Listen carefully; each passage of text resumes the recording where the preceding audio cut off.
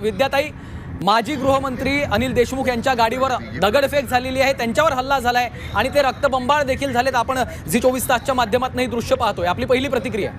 अत्यंत म्हणजे भाजपचे लोक आता घाबरलेले आहेत आणि त्यांना काही सुचत नाहीये। त्यामुळे ते जे लोक त्यांना असं वाटतंय की आपल्याला त्यांनीच हे केलेलं आहे असं निश्चितच लक्षात येते, कारण ह्याचं अत्यंत घृणास्पद आहे, म्हणजे अत्यंत चीड आणणार आहे हे अशा प्रकारे हल्ला करून। म्हणजे आता मारामाऱ्यांवर उतरले हे लोक आणि हे विदर्भामध्ये सर्रास सुरू आहे आणि अनिल देशमुख तिथे सांगतायत की बीजेपीच्या लोकांनी केलेलं आहे। म्हणजे हे असा हल्ला, भ्याड हल्ला आहे हा सगळा। आता तुमचं बोलणं आणि तुम्हाला आता पराभव दिसायला लागलाय समोर आणि म्हणून तुम्ही अशा प्रकारे हल्ले करतायत। आणि याची आता देशमुख साहेब सण माजी गृहमंत्री आहे, आता फडणवीस राज्याचे गृहमंत्री म्हणून होते, तर त्यांनी आणि त्यांच्या पोलिसांनी याचा शोध लावावा की कोणी केल्याने कडक कारवाई करावी।